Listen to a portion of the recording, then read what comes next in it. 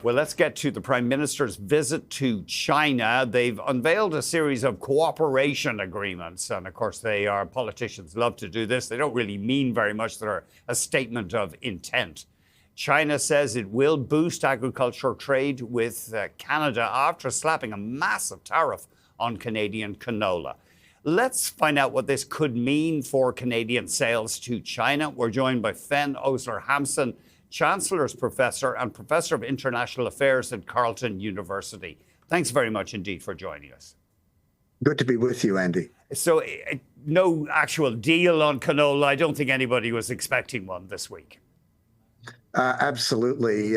But the visit has been important because it's produced a package of sectoral agreements in energy, food safety, agri-food access, tourism, cultural exchanges.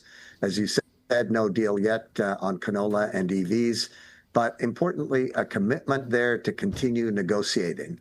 And I think it's fair to say that with this visit, the page is now being turned for a new era in Canada-China relations. That's interesting. Obviously, there were sticking points, the detention of the CFO of Huawei, etc.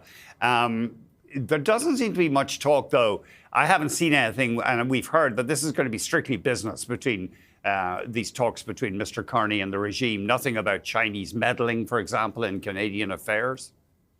Right.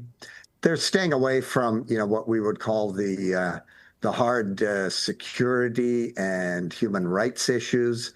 I suspect privately the Prime Minister has raised these issues, but he's not doing it publicly. There's no tub thumping on those issues, and in part because I think there's a desire on both sides to move this relationship to much more of a business relationship.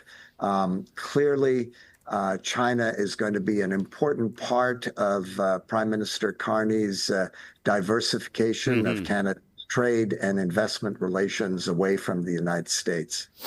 I've been doing a crude attempt to work out what's more important to this country, the auto industry or canola. And of course, there's different ways of measuring economic impact.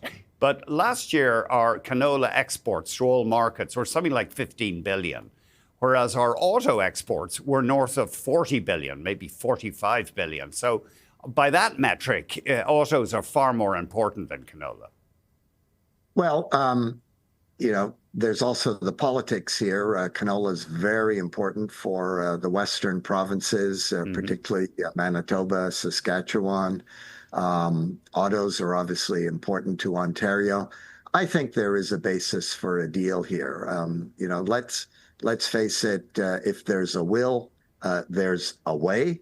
And what we're likely to see is some kind of what might be called phased tariff rate quota agreement on both canola and EVs, both sides agreeing to lower tariffs, not to flood the market. They'll have quotas for both. And I think, as we look at the future of the auto sector in Ontario, Canada is going to be pressing the Chinese that, if we're going to buy Chinese-made EVs, to assemble those here in Canada as part of a tariff relief package in order to provide jobs for those workers who are being laid off by the American-owned vehicle assembly plants in Ontario, which is happening right now and is likely to continue to happen. It's an interesting situation, isn't it? Do we have to dance to the American tune there? If they decide not to let in Chinese electric vehicles, will it be a real problem for Canada to do it?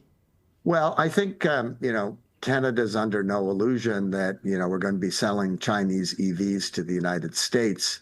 But there's a very big market here in Canada for electric vehicles. I mean, there's also the infrastructure, I'm afraid, that has to be built so that you have a place to charge your EVs. But I think for the Chinese, they have a surplus right now of EVs. They want to sell them to other markets. And, Canada is a market of some 41 million consumers. It's non-trivial. So they're looking to get access to the Canadian market.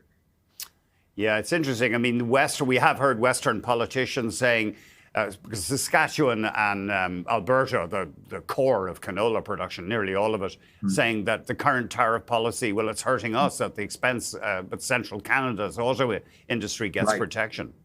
Right. Well, I think the premiers have to start talking to each other, stop playing local politics. It's interesting that Doug Ford has turned the dial a bit on Chinese EVs. What he said is, well, if they assemble them here in Ontario, yes, we'll take them. And I think that's a positive sign. Let's not forget, too, that Chinese EVs are going to be a lot cheaper than any kind of other electric vehicle that you buy. And Canadian consumers, at the end of the day, are going to be the beneficiaries of that. Yeah, because we've heard some commentators say if we're going to get anywhere near our emission goals in cars, we need Chinese EVs because the North American manufacturers don't seem that interested. Well, and they're also very expensive, but at the same token, or by the same token, we have to make sure that the Chinese are not going to be dumping EVs into the Canadian market and, undercutting production from other manufacturers. But as I said, I think there's a basis for a deal here. It won't be all at once in terms of eliminating tariffs, but you bring them down slowly so that there can be an adjustment. Fen, thank you very much indeed. That's Fen Osler Hampson, Chancellor's Professor at Carleton University.